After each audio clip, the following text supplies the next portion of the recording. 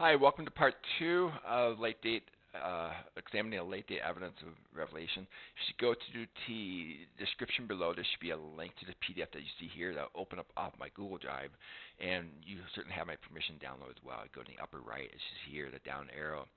So what I'm going to do with this one, I'm going to go over this web page here, and where it gives a list of the late date evidence. I'm going to go over them with you, some of the problems that are with it. So I'm going to click on this here.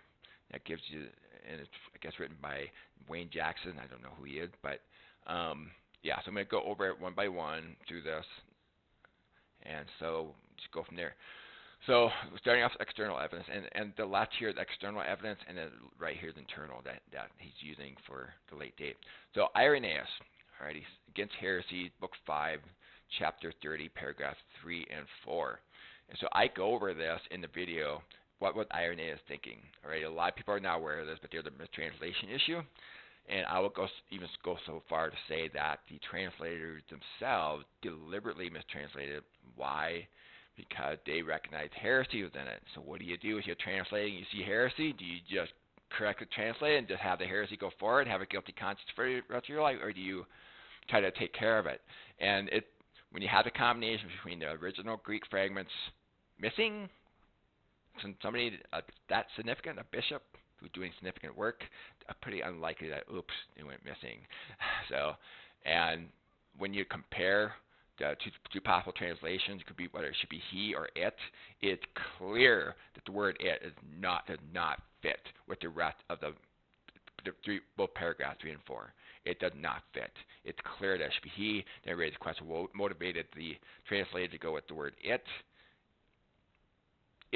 It had to be some sort of outside influence. Alrighty, so anyway, there's no doubt this is a mistranslation.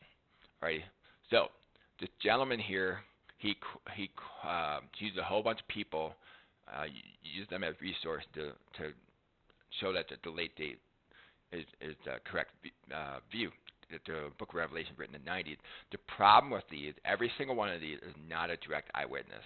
They weren't there. Not a single one of them. They weren't there in the 90s. Alrighty. Neither was Irenaeus. Alrighty. And it gets a little, if you watch my video, you'll see how it can get a little crazy with Irenaeus, and you can see why they, okay, we need to sweep this underneath the rug. This guy is a bishop. Oops. Church father. Oops. Alright. So anyway, yeah, so I encourage you to watch that. And then we have Clement of Alexandria. So says that John returned from the Isle of Patmos after the tyrant was dead. So we stop right there.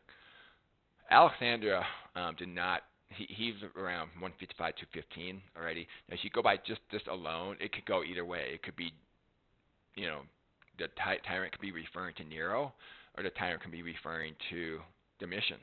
Alrighty, and so this alone doesn't do anything. But the author here got a little crafty. He decided to combine it in one paragraph with Eusebius. Okay, now keep in mind, these guys never crossed paths. Clement of Alexandria died long before Eusebius was even born. Right? Eusebius, he was born about 260 to 265 AD. All right, that's after 215 AD. So he never even crossed paths. So by combining these in one paragraph, it makes the first half look legitimate, substantive. But it's, again, they never even cross paths. So it's a little misleading the way the author combined these together. But anyway, Eusebius, he quoted from the Latin mistranslation where he used the word that. So the mistranslation he used the word it, and so Eusebius reading this, so he translated, or he quoted him, but instead of using the word, he used the word that. Okay, it's still repeating that mistranslation. Alrighty, so obviously Eusebius is not even aware that there's a mistranslation here. Alrighty, so when you're not aware it's a mistranslation, you're going to take it at face value and treat it as correct.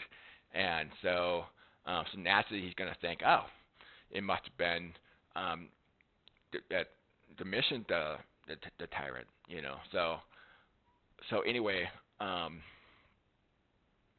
yeah, so it's very misleading. Again, none of these guys are direct eyewitnesses. Not a single one. They weren't there. All right. So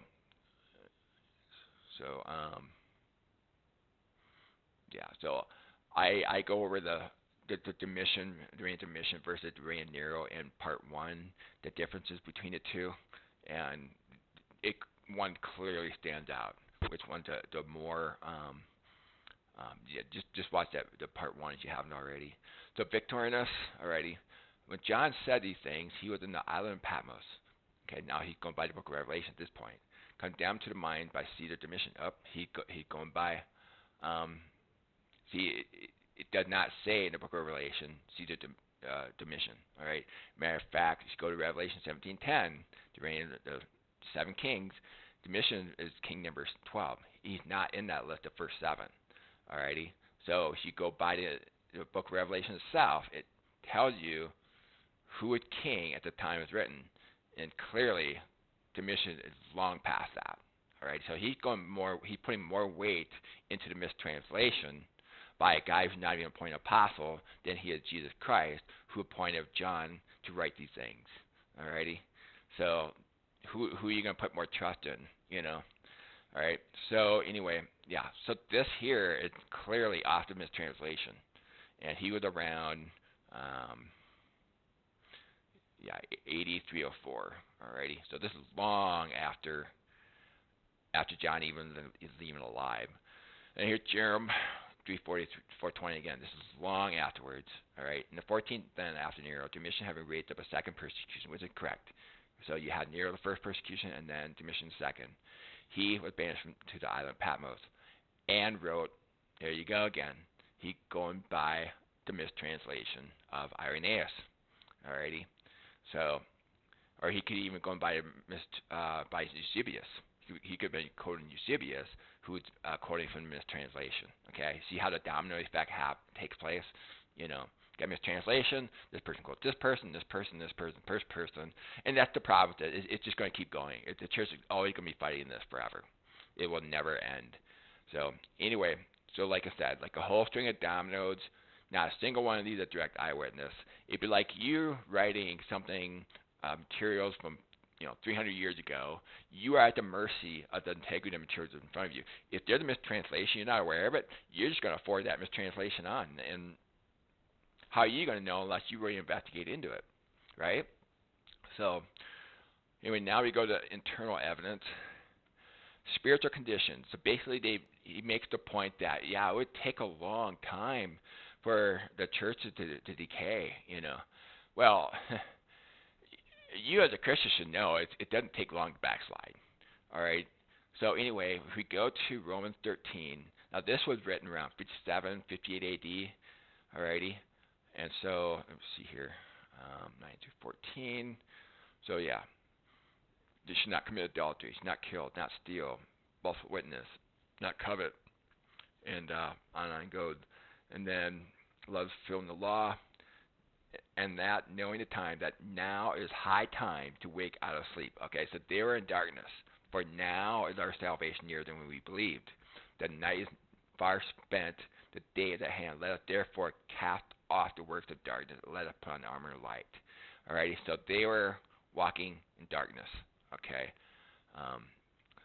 so yeah, so this was even before the early date, the arguable early date in the 60s. Okay, this is 57 or 58 AD. Okay, so that we have Second Thessalonians. All right, in the name of Lord Jesus Christ, that you withdraw yourself from every brother that walked disorderly, not after the tradition which you received of us. For yourselves know how you ought to follow us, for we behave not ourselves disorderly among you. Alrighty, right there. There's problems in Thessalonica. And Second Corinthians 13. Just read about there. They had issues there as well. So that argument is extremely weak. It's just, it does not take no 30 years. Alrighty, it's it doesn't take from the time of Christ 30 AD to 90 AD to start having spiritual decay. It didn't even take 30 years. Alrighty, didn't even take half that time. All right. Then we go into Laodicea. I don't know how you pronounce it, but let's see here.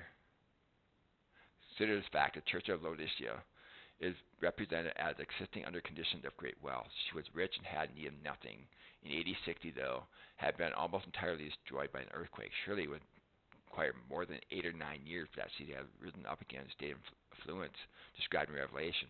So I don't see the problem there at all. Matter of fact, I believe the book of Revelation was written around 66 AD. So we're talking 6 years, which is less than 8 or 9 that the guys are struggling to believe. So if you just go over here, so yeah, if we suffered repeated earthquakes in 60 AD, the city was joyfully rebuilt with finances and the wealth of Lucian during the reign of Domitian, or Nero, during the reign of Nero.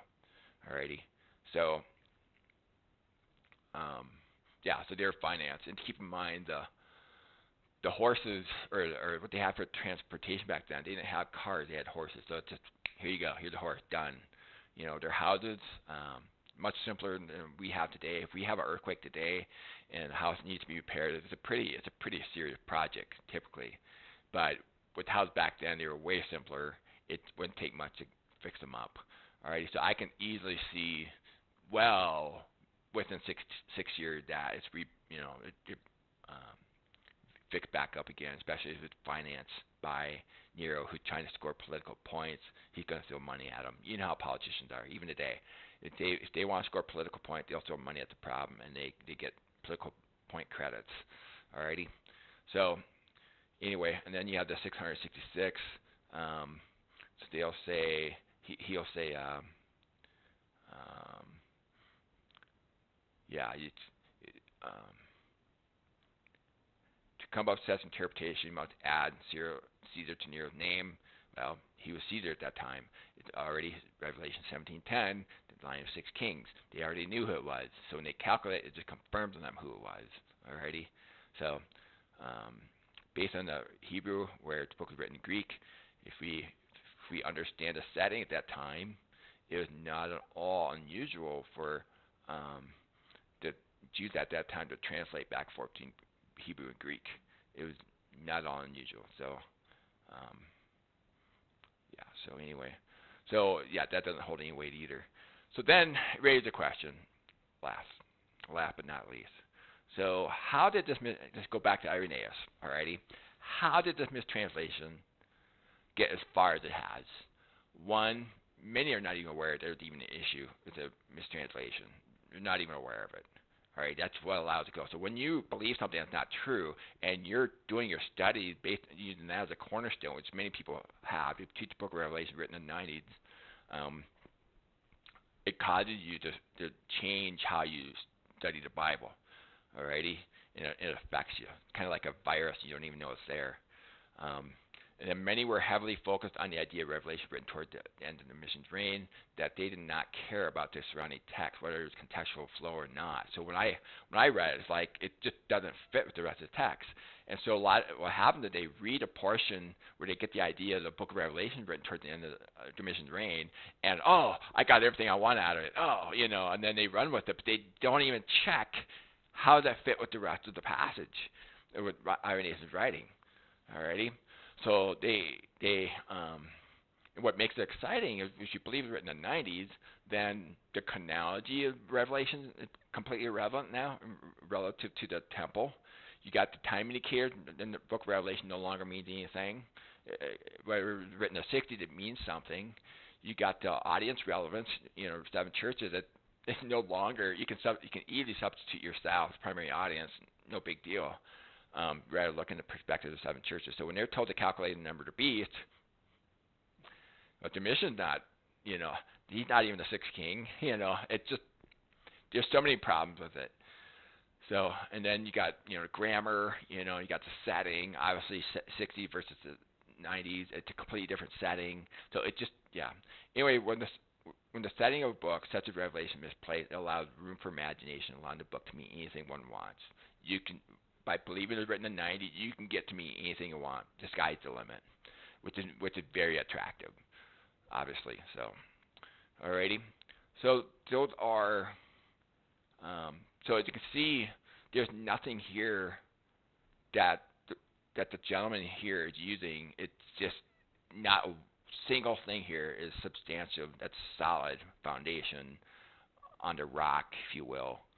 um, yeah, it just falls apart. So anyway, hope you found this material helpful, and hope you continue enjoying your studies, and that's enjoyable for you. And thank you for watching the video, and you have an awesome day.